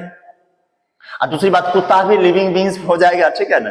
लेकिन आप ये देखिए कि वह वीमेन का था, ये पर्स किसका था, पर्स पर अधिकार किसका, तो वीमेन का, क्योंकि पर्स था वीमेन का। और पर्स ये जो औरत का था, तो पर्स पर अधिकार इस औरत का, तो इस औरत का। तो बताइए ये तो लिविंग बींग्स है, और लिविंग बींग्स के लिए क्या यूज करते हैं, हुज, जिसका यूज किया, किसका यूज करते हैं, हुज प्लस पजेशन, तो हुज पर्स हो जाएगा। देखिए हुज और पजेशन क्या है, अधिकार किस पर है, पर्स पर। पजेशन समझ रहे हैं कि नहीं समझ रहे हैं, मतलब पजेशन में अधिकार, अधिकार किस पर है, तो पर्स पर है। उस औरत का अधिकार किस पर है, पर्स पर था, तो वह चोरी कर लिया गया, तो हुआ हुज पर्स। आगे देखिए, ही बाउट अ कार, उसने एक कार खरीदा, विच डिजाइन, जिसका डिजाइन। अब बताइए ये जो डिजाइन है, डिजाइन ये अधिकार है, पजेशन है, तो यह किसका पजेशन है, तो कार का पजेशन है। यहां कार का यदि पजेशन है तो बताइए कार लिविंग थिंग्स है क्या, नहीं, कार है नॉन लिविंग थिंग्स। अगर कार नॉन लिविंग थिंग्स है तो निश्चित रूप से यह क्या हो गया, यह गलत हो गया। तो हम क्या लिखेंगे, ही बाउट अ कार, और लिखेंगे डिजाइन ऑफ विच, क्या लिखेंगे, इसको मिटा के इसको मिटा देते हैं, इसके जगह पर क्या लिख देंगे, इसके जगह पर लिखेंगे डिजाइन ऑफ विच। आपको समझ में आ रहा है कि नहीं आ रहा है, जानबूझ गलत किए हुए थे, लिखेंगे यहां डिजाइन। अब देखिए, चूंकि कार का अधिकार किस था, डिजाइन था, डिजाइन को पहले लिखे पोजेशन को, डिजाइन ऑफ, आप फिर लगा देंगे which, design of which was very modern. फिर लिखा है Ritu has a friend, Ritu के पास क्या है, एक दोस्त है। हुज ब्रदर, जिसका भाई, तो बताइए दोस्त है जिसका भाई, तो भाई फ्रेंड है तो लिविंग बींग्स है, इसलिए हुज ब्रदर सही होगा। ब्रदर ऑफ विच कहीं से दिखने से भी लग रहा है गलत, तो यह क्या हो गया, यह गलत हो गया। तो आप अब विच का भी यूज कर लिए। और दूसरी बात, हम हु और हुम, हु को दो भाग कैटेगराइज किए थे, एक हु हुम में और दूसरा हुज में, तो उसमें पॉजेसिव केस में वो भी हम समझ गए हुज का यूज कहाँ होता है। और दूसरी बात, विच का दूसरा फॉर्म पार्ट होता है विच, पोजेशन ऑफ विच, ये भी समझ लिए। मतलब हम अभी तक हु समझ चुके हैं, हुम समझ चुके हैं, हुज समझ चुके हैं, विच समझ चुके हैं, और साथ ही साथ ऑफ विच समझ चुके हैं। इसके बाद हम अब पढ़ेंगे, मेरा बचा है मात्र डेट और वाट, कि डेट का यूज कहां करते हैं, वाट का यूज कहां करते हैं। तो जल्द हम इसको क्लियर करते हैं। ठीक, डेट का यूज पढ़ेंगे कि आखिर डेट का यूज कहां कहां होता है, तो समझते हैं कि डेट का यूज कहां कहां होता है। तो पहले हम बता दें कि डेट का यूज, जैसे हम पढ़े ना कि हु का यूज पर्सन के लिए करते हैं, हु का जो पार्ट था वो बता दिए कि हु का पार्ट हुम भी होता है, हुज भी होता है। दूसरी बात बताए कि विच का यूज हम ऑब्जेक्ट या एनिमल के लिए करते हैं। अब समझ लीजिए कि ये जो डेट है ना, डेट का यूज हम पर्सन के साथ भी कर सकते हैं, हम ऑब्जेक्ट के साथ भी कर सकते हैं, हम एनिमल के साथ भी कर सकते हैं, मतलब हम सभी के साथ हम किसका यूज कर सकते हैं, डेट का यूज कर सकते हैं। इसके अलावा डेट का कुछ और ऐसा, मतलब कुछ और कॉन्सेप्ट आता है जहां केवल और केवल डेट का यूज होता है, उसके अलावा कोई भी दूसरे रिलेटिव प्रोनाउन का यूज नहीं होता है। तो वो सारी चीज को अभी हम समझेंगे एक एक करके। तो सबसे पहले लिखते हैं डेट का यूज कहां कहां होगा। तो नॉर्मली आप समझ लीजिए, पहले हम आपको बता दिए हैं कि डेट का यूज हम सबसे पहले ह्यूमन बींग्स के लिए भी कर सकते हैं, ह्यूमन बींग्स के लिए। डेट का यूज सबसे पहले किसके लिए कर सकते हैं, ह्यूमन बींग्स के लिए। दूसरे के लिए किसके यूज कर सकते हैं, तो बर्ड्स या एनिमल्स के लिए भी कर सकते हैं। तीसरा चीज, हम नॉन लिविंग थिंग्स के लिए भी कर सकते हैं, नॉन लिविंग के लिए भी हम नॉन लिविंग के लिए भी क्या कर सकते हैं, डेट का यूज कर सकते हैं। जैसे देखिए, हम कहेंगे जैसे this is the man, this is the man who stole his money. Suppose that ये लिखे है ना, this is the man who stole his money. तो इसके जगह पर हम ये भी लिख सकते हैं, this is the man that stole his money. हम इसको भी लिख सकते हैं, आप याद रखिएगा। लेकिन जब ना सपोज दैट अगर आपको दिस इज द मैन, यहां दे देगा ब्लैंक, स्टोर हिज मनी, यहां अगर हु का ऑप्शन में रहेगा, मतलब आपको हु मिलेगा, तो हु भी कर दीजिएगा। चूंकि यहाँ मेन है, मेन के लिए हु या हुम का यूज करते हैं, यहाँ वर्ब है तो हु का यूज कर देंगे। इसके अलावा अगर हु ऑप्शन में नहीं आएगा तो समझ लीजिए कि डेट का यूज हम हर जगह करते हैं। तो अगर डेट ऑप्शन में आएगा तो पहले डेट को क्या कीजिएगा, पहले डेट का यूज, ये उसी डेट को क्या कीजिएगा, लगा लीजिएगा, सही कर दीजिएगा, मतलब डेट का यूज कीजिएगा, क्योंकि डेट का यूज सभी जगह होता है। लेकिन एक बात और बता देते हैं कि अगर यहां हु और डेट में दोनों ऑप्शन आ जाए तो पहले अगर दोनों में से किसी एक को सिलेक्ट करना हो, ये कॉम्पिटिटिव स्टूडेंट के लिए बोल रहा है कि अगर हु भी आ जाए डेट भी आ जाए और दोनों अगर आ जाए, दोनों ये रिलेटिव प्रोनाउन, तो आप समझ लीजिए तब हमको यहाँ प्रेफर करना पड़ेगा। प्रेफर मतलब है प्राथमिकता, है ना। तो हम देखेंगे कि किसको प्रेफर करेंगे, यानी किसको प्राथमिकता देंगे। तो देखते हैं यहाँ हु और व्हाट, डेट। तो आप याद रखिएगा कि हु को तब प्रेफर करेंगे, यानी कहीं ना कहीं हम हु का यूज करेंगे, तब हम डेट का यूज नहीं करेंगे। अदरवाइज डेट सही है, लेकिन जब हु भी आ जाए और डेट भी आ जाए तब हु होगा सही, तब क्या होगा, हम हु को प्राथमिकता देंगे। लेकिन अगर दोनों आया, जैसे A and B, suppose that A में ये है बी में इसमें है, तब दोनों सही होगा, समझ में आया ना। या फिर अकेला आएगा, ये आएगा तो ये सही, या नहीं तो ये आएगा तो ये सही। हम क्या बोले अभी, रिपीट कर देते हैं कि अगर हु आएगा तो हु सही, डैट आएगा तो डैट भी सही। अगर हु डैट में से दोनों अलग अलग ऑप्शन होगा, जैसे ये होगा अलग है, ये होगा अलग, या ये दोनों में से छांटिए तो इन दोनों में से इसी को चुनेंगे तब ये नहीं होगा, अदरवाइज हम डैट का यूज कर सकते हैं। फिर इसके अलावा एक और एग्जांपल दे देते हैं, जैसे हम लिखेंगे नैना बाउट आकार which is very costly, which is very costly. और इसके जगह पर हम ये भी लिख सकते हैं, Naina bought a car that is very costly।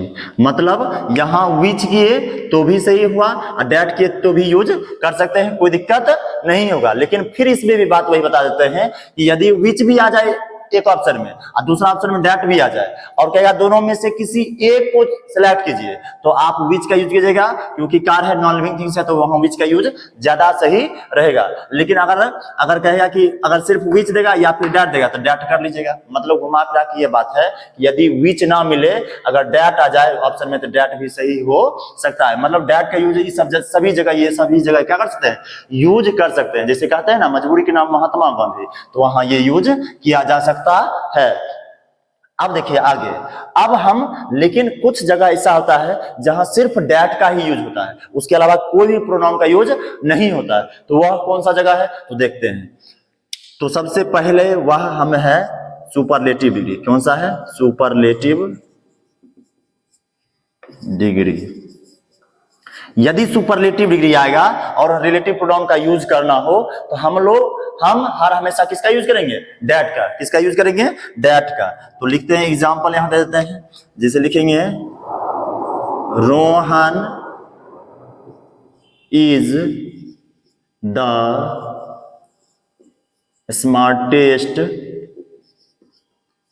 Boy who या डेट आई हैव मेट। कम कम एग्जांपल देकर आगे बढ़ते जाते हैं। फिर लिखे एक और एग्जांपल देते हैं, लिख देते हैं, जैसे लिखेंगे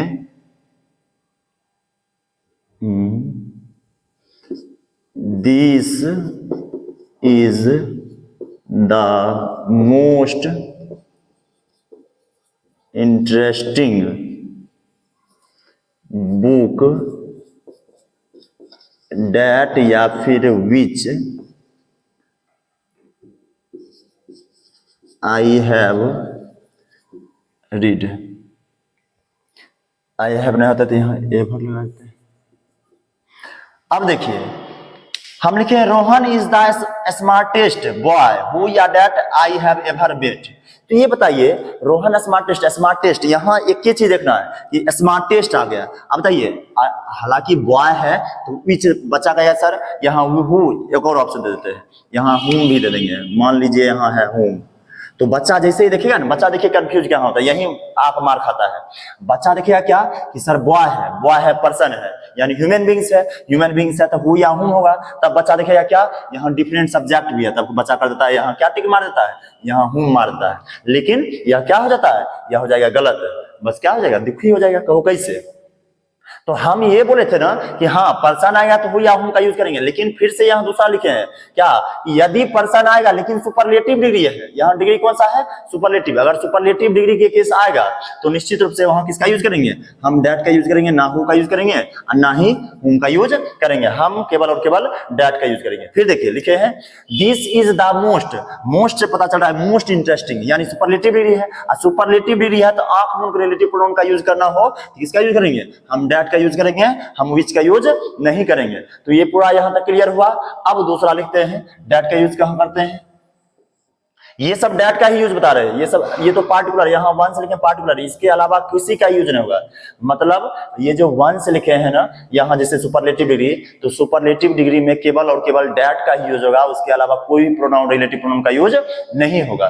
दूसरा लिखते हैं, जैसे लिखेंगे noun one, noun one and noun two रहेगा यदि different categories, different CAT categories, CATAGORIES categories. यदि नाउन वन रहेगा, मतलब एक नाउन रहेगा, फिर एंड लगा रहेगा, फिर दूसरा नाउन रहेगा और डिफरेंट कैटेगरीज रहेगा, तो आप याद रखिए प्लस कर दीजिए। प्लस हम किसका यूज करेंगे, प्लस यहां लिख देते हैं, यहाँ प्लस लिखे हुए हैं, अगर दिख नहीं रहा होगा तो यहाँ देख लीजिएगा, हम लिखे noun one and noun two, और फिर ब्रैकेट में लिखे हैं डिफरेंट कैटेगरीज, अलग अलग कैटेगरीज जिसको बोलते हैं, डिफरेंट कैटेगरीज लिखे हैं, और लिखे हैं फिर प्लस, क्या लिखे हैं, प्लस, और उसके बाद हम लिखेंगे, किसका यूज करेंगे, हम डैट का यूज करेंगे, और फिर यहाँ कुछ भी यूज किया जा सकता है। हम एग्जाम्पल देख समझाते हैं, कि एग्जाम्पल दे देते हैं। हम जैसे लिखेंगे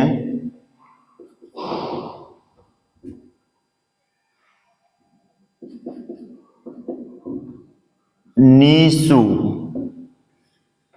saw, Neesu saw Ritu and his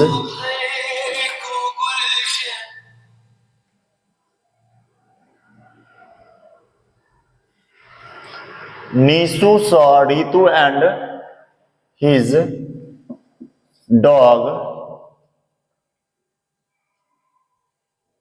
अब यहां क्या लिखेंगे, तो लिख देते हैं विच, विच, या फिर लिख देते हैं डैट वर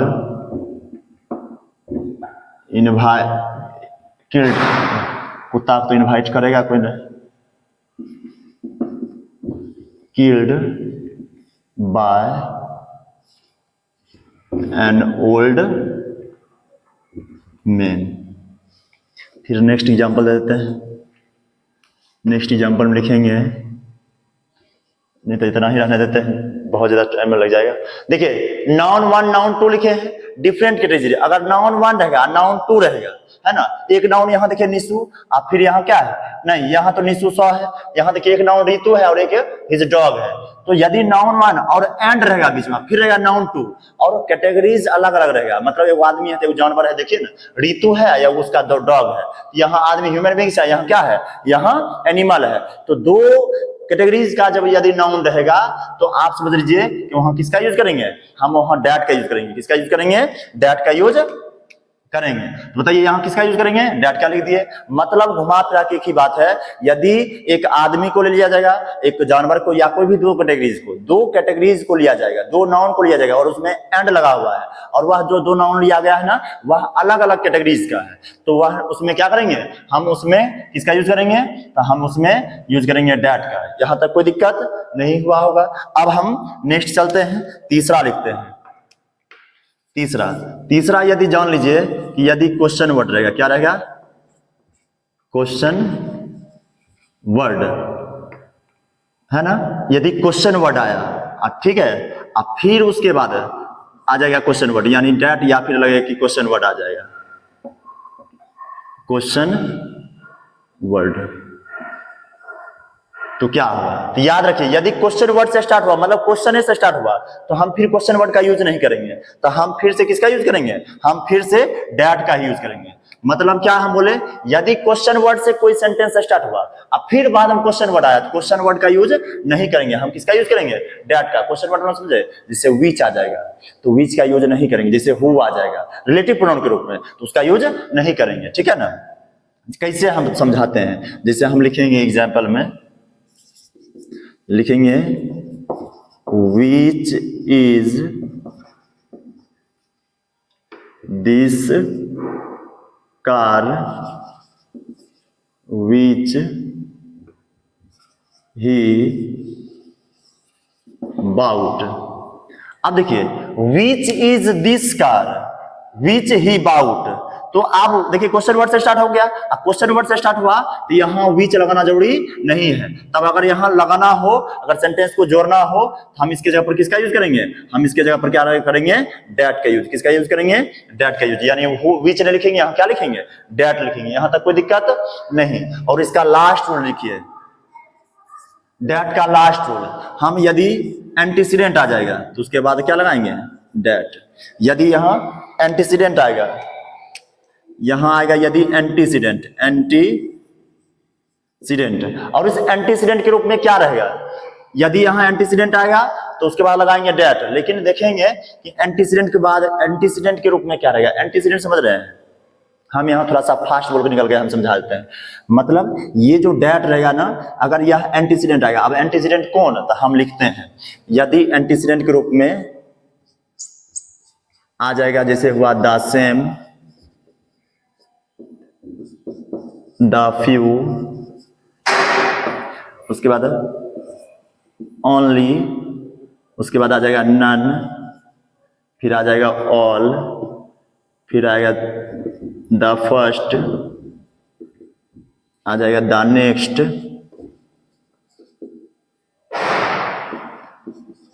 द लास्ट।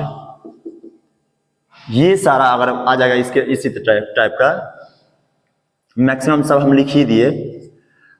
अगर एंटीसीडेंट में ये सारा आएगा तो समझ जाइए उसके बाद डेट ही यूज करेंगे। हर हमेशा अगर एंटीसीडेंट याद ही रखे ये सब आएगा तो हम डेट का यूज करेंगे। इसके अलावा एंटीसीडेंट में ये भी आ सकता है, जिसे लिखेंगे सम, नो,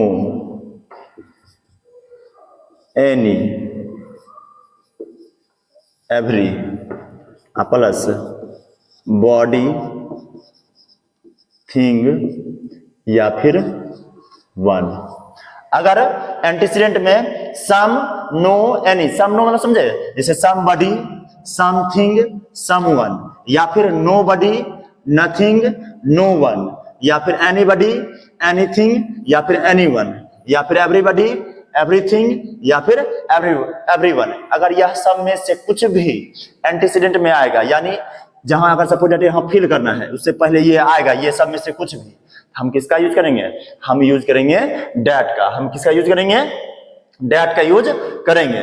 तो यहां तक कोई प्रॉब्लम नहीं हुआ। हम एग्जांपल नीचे में जगह नहीं बच पाया, कितना भी कोशिश की जगह नहीं बच पाया, तो हम इसके बाद एग्जांपल दे देते हैं। और मेन लास्ट में मात्र एक जो बचा हुआ है व्हाट का भी यूज कर लेंगे। उसके बाद हम लोग का क्या हो जाएगा, रिलेटिव प्रोनाउन पूरी तरह से जड़ से क्या हुआ, खत्म हो जाएगा, खत्म एकदम पूरी तरह से हो जाएगा। तो हम सबसे पहले इसका एग्जांपल समझेंगे, लिखेंगे। तो ये सबसे पहले समझ में आ गया ना आपको कि यदि एंटीसीडेंट में द सेम आ जाएगा, द फ्यू आ जाएगा, ओनली आ जाएगा, नन आ जाएगा, ये सब में से कुछ भी आएगा दैट, ये फिल से करने से पहले एंटीसीडेंट के रूप में, मतलब रिलेटिव प्रोनाउन के एंटीसीडेंट के रूप में ये सब में से कुछ भी आएगा, हम लोग डेट का यूज करेंगे रिलेटिव प्रोनाउन के रूप में। तो हम डेट का एग्जांपल लिखेंगे। डेट के बारे में हम आपको समझा चुके हैं, कुछ एग्जांपल दे देते हैं एक दो।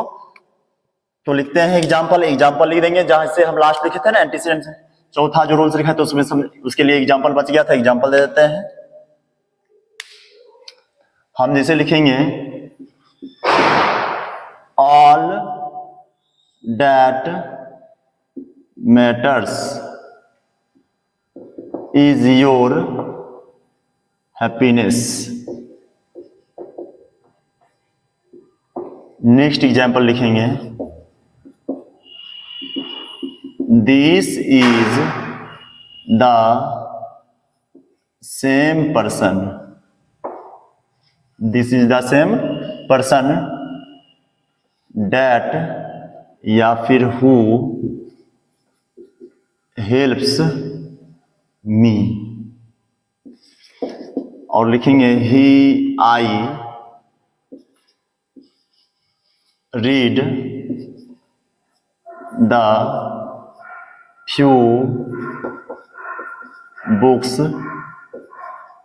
डेट, या फिर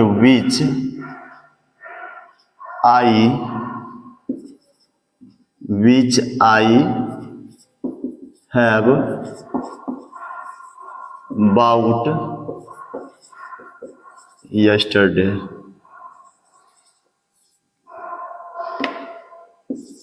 आगे लिख सकते हैं all that glitters is not gold. अब देखिए हम यहां भी देखिए लिख ही दिए या डैट के बाद लिख देते हैं यहां भी, अन्यथा रहने दीजिए, छोड़ देते हैं, बता देंगे इसी में। देखिए हम लिखे हैं ऑल, ऑल जैसे ही आया और ऑल अगर आया और उसके लिए रिलेटिव प्रोनाउन चाहिए तो हम किसका यूज किए, डैट का। तो यहाँ सही है, all that matters is your happiness, मतलब तुम्हारी खुशी की कोई भी बात है तो तुम्हारी खुशी से रिलेटेड है। This is the same person है, this is the same person, तो दिस इज देखिए द सेम पर्सन आया, द सेम आया ना, हमको मतलब है द सेम से, पर्सन से नहीं। दिस इज द सेम, अब बताए थे द सेम जैसे ही आएगा, अगर द सेम आया तो रिलेटिव प्रोनाउन कौन सा यूज करेंगे, डैट का। अब बहुत बच्चा क्या करता है कि पर्सन देख लेता है तो हु का यूज कर देता है, चूंकि देखता है कि यहाँ पर्सन है यहाँ वर्ब है तो यहाँ हु का यूज सही होगा, लेकिन क्या हो जाएगा गलत, यहाँ डैट का यूज करेंगे। क्यों, क्योंकि द सेम आ गया, the same the few the little कुछ भी आएगा तो यहाँ क्या होगा, डैट होगा, है ना। फिर देखिए लिखे हैं I read the few books, the few आ गया ना, I read the few, few आया हम किसका यूज करेंगे, डैट का यूज करेंगे, ना कि विच का। फिर लिखे ऑल डैट, ऑल आया इसलिए किसका यूज किया, हम डैट का यूज किए, यहां तक कोई दिक्कत नहीं, हम बता दिए डैट का भी यूज। अब हम पढ़ेंगे नेक्स्ट व्हाट का यूज, और लास्ट है यह व्हाट का यूज क्या होता है। तो देख लीजिए व्हाट मतलब होता है ना, ये जो व्हाट है, पहले हम व्हाट समझा दें, ये जो व्हाट है ना, व्हाट एक ऐसा रिलेटिव प्रोनाउन है जो कोई भी ना तो नाउन और ना तो प्रोनाउन को रिलेट करता है, मतलब नहीं है तो नाउन को रिलेट करता है और ना ही प्रोनाउन को रिलेट करता है। तो आप कहिएगा सर आप ही तो बताए थे कि ये जो रिलेटिव प्रोनाउन होता है ना वह या तो नाउन या तो प्रोनाउन को रिलेट करेगा, तो बताइए अब नहीं, या तो नहीं नाउन को रिलेट कर रहा है नहीं प्रोनाउन को, तो फिर यह रिलेटिव प्रोनाउन है कहां, तो रिलेटिव प्रोनाउन नहीं है। लेकिन समझ लीजिए ये जो व्हाट है ना, इसी में रिलेटिव प्रोनाउन छुपा हुआ है और इसी में नाउन भी छुपा हुआ है। कैसे, तो देखिए व्हाट का मतलब क्या है, व्हाट का मतलब होता है द थिंग विच। अब देखिए विच आप यहां समझ गए, व्हाट का मतलब ही यही होता है, और आप समझ गए कि सर विच तो समझ गए हम, विच रिलेटिव प्रोनाउन है, विच क्या है, रिलेटिव प्रोनाउन है जो किसको रिलेट करेगा, इसको रिलेट करेगा। तो सर अब हम समझ गए, अब बात समझ में आ गया होगा आपको कि विच रिलेटिव प्रोनाउन है। देखिए द थिंग क्या हो गया, नाउन आ गया, तो इसी में छुपा हुआ है कि नहीं है, इसीलिए व्हाट का यूज देखते होंगे उससे पहले नाउन और प्रोनाउन नहीं आता है। हम एग्जाम्पल देख समझाते हैं, हम एग्जाम्पल देते हैं, जैसे लिखेंगे I will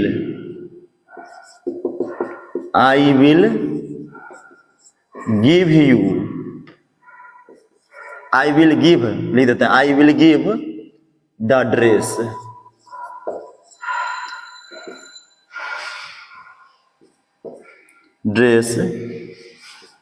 what you like। अब देखिए ये सही है, या फिर लिख देते हैं यहां I will give the dress, I will give what you want. बताइए कौन सही है, तो आप जान लीजिए यहां I will give the dress what you like बोले, या फिर I will give what you want, तो जान लीजिए वांट लिख देते हैं, यहां लाइक कर देते हैं। तो ये जो है ना यहां भी लाइक यहां भी लाइक, लेकिन जानते हैं व्हाट अगर है तो व्हाट से पहले बताए थे नाउन नहीं आएगा, व्हाट जो है किसी भी नाउन या प्रोनाउन को रिलेट नहीं करता है। लेकिन यहां देख लीजिए, यहां आप देख रहे होंगे कि व्हाट के पहले ड्रेस आया, इसका मतलब यह क्या हो गया, यह पूरी तरह से गलत हो गया, यह क्या हो गया, गलत हो गया, क्योंकि ये जो देखिए ये जो गिव है ना, गिव के बाद ये व्हाट है ना, इसी में छिपा हुआ है द थिंग विच, मतलब ऐसा चीज जो ऐसा चीज जो ऐसा थिंग जो, इसका मतलब ये होता है ऐसा थिंग जो, यानी आई विल गिव मैं तुमको दूंगा, मैं दूंगा ऐसा थिंग जो तुमको क्या है, जो तुम पसंद करते हो। देखिए मीनिंग आ गया ना, मैं तुमको दूंगा, आई विल गिव मैं तुमको दूंगा ऐसा थिंग जो तुम चाहते हो। देखिए मीनिंग आया ना, लेकिन यहां ये क्या हो जाएगा, गलत हो जाएगा। क्यों, क्योंकि हम बोल दिए व्हाट के पहले नाउन नहीं आता, यहां आ गया ना, इसलिए क्या हो गया, गलत हो गया। ठीक है, अब देखिए एग्जाम्पल यहां भी दे देते हैं। तो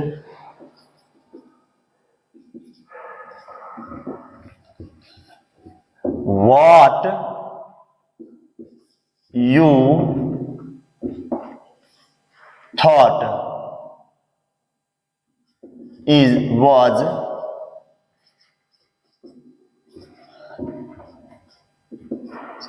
completely wrong। अब फिर एक एग्जांपल दे देते हैं। I don't know what he decided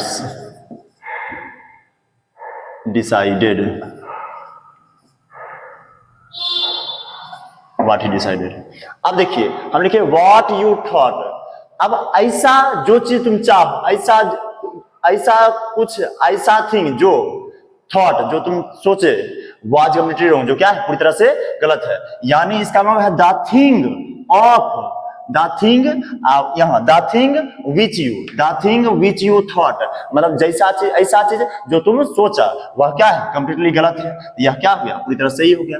देखिए व्हाट का यूज किया ना, छिपा हुआ है ना। अब देखिए हम जानते हैं बहुत बच्चा ना इसमें इस बात को लेकर कंफ्यूज था, सोचता था कि तो WH वर्ड आया, WH वर्ड आया तो यहाँ इंट्रोगेटिव साइन भी नहीं। दूसरी बात इसमें तो रिलेट भी नहीं कर रहा है, लेकिन यहाँ छिपा हुआ है क्या कि ऐसा थिंग जो तुम सोचे वह क्या है पूरी तरह से गलत है। फिर देखिए आई डोंट नो, मैं नहीं जानता हूं क्या, व्हाट ही डिसाइडेड, ऐसा चीज जो वह क्या किया निर्णय लिया।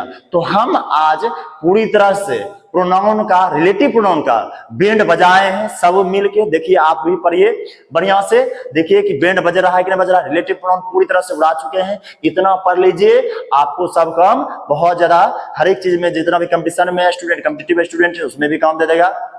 हालांकि इसके अलावा भी कुछ रिलेटिव प्रोनाउन होता है, लेकिन जितना भी इंपॉर्टेंट रिलेटिव प्रोनाउन है सभी को हम कवर कर दिए हैं। इसलिए थोड़ा सा ये जो लेक्चर है वह बड़ा हो गया, लेकिन आप इसको पूरी तरह से पढ़ लिए हैं और आप इसका नोट्स भी बना लीजिएगा। और इसमें इसका हम क्या बोलते हैं प्रैक्टिस भी करवाएंगे, उसमें भी जुड़ जाइएगा। और यदि आपको वीडियो अच्छा लगा हो तो आप कमेंट जरूर करेंगे और एक दोस्त को भी शेयर जरूर कीजिएगा, यह हम उम्मीद करते हैं। धन्यवाद देखने के लिए, थैंक यू सो मच।